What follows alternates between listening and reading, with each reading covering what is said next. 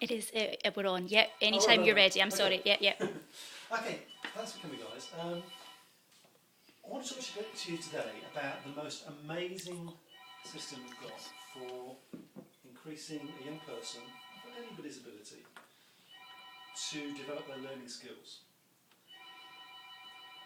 Now, I've been working in education for a number of years, and one of the things that's always struck me is how we can increase our young people's ability to learn. Not necessarily individual subjects, but increase their overall ability to learn.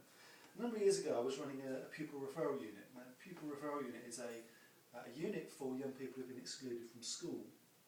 And the young people that we had were all, I believe, very bright, very intelligent, and weren't actually bad kids. What they'd struggled with in school was the way that the schools used to teach them.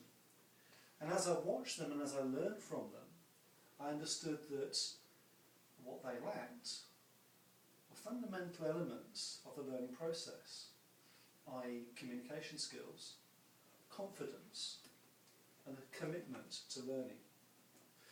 And interestingly, when I went into other schools and observed the students there, I saw the students that were achieving the best, that were happiest, that were getting the best grades, were the ones who had the most commitments, the most confidence, and the best communication skills. I thought that's interesting.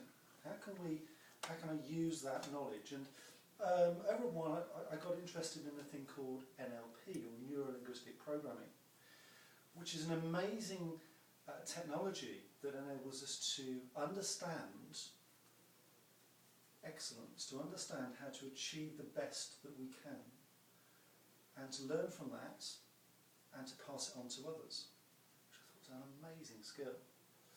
So I did a load of training around that and explored it and used that with the young people I was working with. And then, all of a sudden, whack, we got the credit crunch. The banks imploded and the world went into a recession. And I learned a very interesting thing from that, because if you looked around the world, there were lots of economies that were really collapsing, including our own. Recession, people going out of work. But there were certain economies in the world where that wasn't happening, that were continuing to flourish. And particularly countries like China and India, where there was something about those countries that gave them the resilience, the ability to continue to perform in an environment, a global environment, of crisis. I thought, what is that? Interesting. And by chance, as part of my NLP journey, I did my trainer's training out in India. And one of the things that I got to do while I was out there was to go and visit a celebration event and a competition of Indian schools.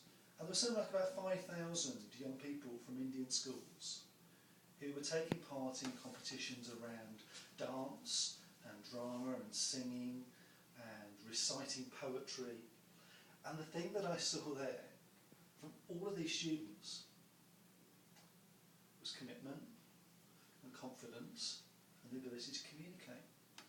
I thought, wow, there's something in this, there's something here, there's an energy here which will really enable our students to perform in the way that those economies are continuing to perform in an environment where the world is changing.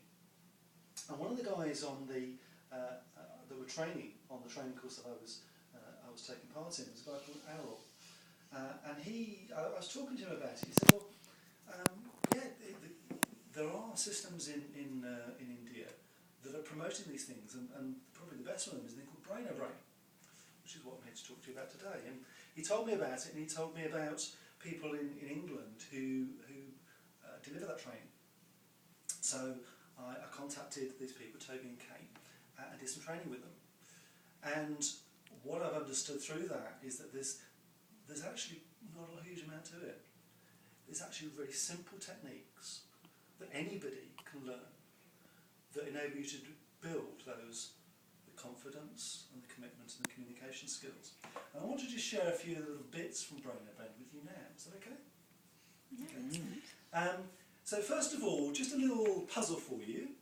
I want you to tell me how many, what's the highest number you can count to using just your fingers. So just have a think about it a moment. Don't just think about it, actually experiment. So get your fingers out and try counting with your fingers. And try and work out, just using your fingers as a counting system, what's the highest number you think you can count to? 10. Okay, you think 10. Any advance on 10? 8 with 8 thumbs. 8 with 8 thumbs. So you think 8 is the highest? 8, yeah. Right, what's the highest number you think you 10. can? 10. Come on, anybody advance on 10? I guess you do your 9 times table, don't you? You can do that on your fingers, and you can go up. What's the highest number there? We can do 10, 20, 30, 40, 50, 60, 70, 80, 100. But then how do you count numbers 90. between? Yeah. So you've got to have a unique coding on your fingers for each number. So what's the highest number you think you can count? Do you still think it's only 10? What if I was to tell you it's actually 1023? Does that throw your mind a little bit? Make you think, Actually, it's called the binary system. And all we do is just say 1, okay, 2, 3, 4, 5, 6, 7, and then we go 8. So each finger is twice all of the previous ones together. Okay? So we got 1, 2, 4, 8, 16, 32, 64, 128, 256, 512. And then all the others together gives us 1023. So the assumptions we make from the things that we've always done can be questioned. So from 10 to 1023. Think about the limitations that we're putting on ourselves just by thinking in the way that we've always thought. Now, of course, if we were to try and count using that system, the representation is quite difficult. But I want you to have a go now at a system which has basically been used for thousands of years, called the abacus. Now, I haven't got an abacus with me, but I've got 2 hands. So what I'm going to do is have a go at using my hands as an abacus. And do you want to copy me? So just get your hands, put your hands out like this, okay? Now, with an abacus, or type of abacus that we're going to be using, we have a representational system called base 5. Okay? So what we do is say 1 finger is 1, then we have 2, 3, and then 4. Okay? For 5, we use our thumb, and we fold the other fingers. Okay? So that's 5. So next, 5 plus 1 is 6, 7, 8, 9. Okay? So that means we can count up to 9 on one hand. Great, eh? But think about that. In our decimal system, that means that if we use our other hand to do the same, but between the two, we can then count up to, anybody want to guess the number? 99. 99, exactly. Because we've got up to 9. If we then add 1 on that finger, we can say that's 10. So we've got 10 plus 9 equals 19. 29, 39, 49, 59, 69, 79, 89, 99. Okay? And we can do, because it's a system which is easy to remember, there are patterns which we can absorb. One of the NLP premises is that we can recognise 5 plus or minus 2 things. Yeah? Roughly, in our conscious mind. So if we look at that, we can recognise a pattern there. If we were to make it too big, like the binary bit, it's too big, we can't take it all in. Too many fingers can't deal with that in terms of individual patterns.